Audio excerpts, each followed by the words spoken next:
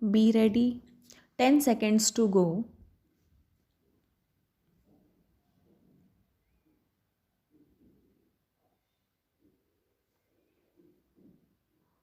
Start. Mr. Speaker, sir, I take this opportunity to thank all the honorable members who have taken part in this debate on the outcome of my visit to the United States. I thank Honorable Shri Atal Bihari Vajpayee in particular for having done me the honor of participating in the debate.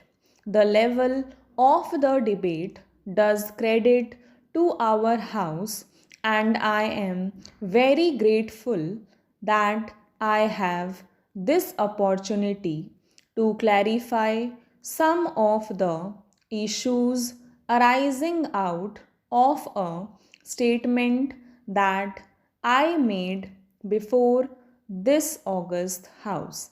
Sir, after I presented the budget of 1991, this visit to the United States was in some way the most challenging task that I faced. But I was sustained by the powerful legacy of our freedom struggle of Pandit Nehru, who made India the knowledge power that we are today. Srimati Indira Gandhi, who made us the nuclear power that we are today, and Sri Rajiv Gandhi, who made us the IT power that we are today. India stands tall today in the Committee of Nations. We are a country today with the second highest rate of growth in the world. The world marvels and respects us for being a democracy. Please ask this question and marvel how a country of 1 billion persons with such great diversities and with such great complexities, with all the religions of the world represented in its population, yet manages to flourish as a functioning democracy.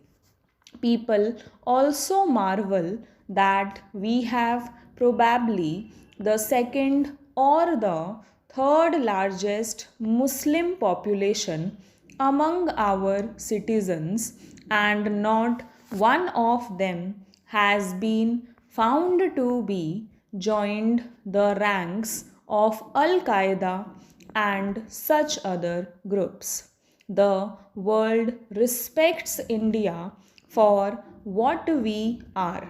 Therefore, it was for me a great privilege to represent India in talking to the various dignitaries right from President Bush downwards, and in my address of the joint session to the US Congress. Issues have been raised about the basic orientation of our foreign policy. The foreign policy of our country ever since we became an independent nation has been designed to promote our enlightened national interest. That orientation has not changed.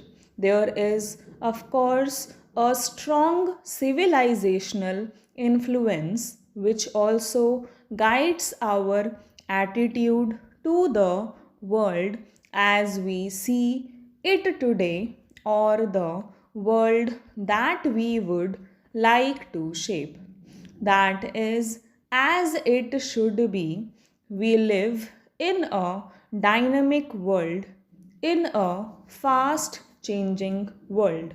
I can assure you, in my visit, I was cautious of this great responsibility as the Prime Minister of this great country that I should not do or say anything which anyway reflects adversely on ourselves.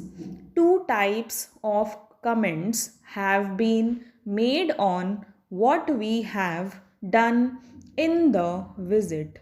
There is one set of comments from our left colleagues whose comments I greatly value and respect, that we are continuing the same policies as of the previous government of getting closer and closer to the United States, and that we are in danger of being submerged in that orbit under the influence of the United States. There is, however, another stream coming from the benches opposite that somehow we have compromised India's strategic nuclear autonomy. So, I will deal with both these issues in some details. The United States is a superpower today. We want to move towards a multipolar world. But how do you become part of a multipolar world? I would like that a strong India should grow fast enough to become a powerful pole of the evolving global economy. So, it is no use merely saying that we want to get away from this multipolar world. The practical strategies have to lay emphasis on building the economic strength and cohesion of our country. If India grows in the next 10 years at the rate of 8 to 10% per annum, then we will probably become the third or the fourth largest economy in the world, and the world will respect us.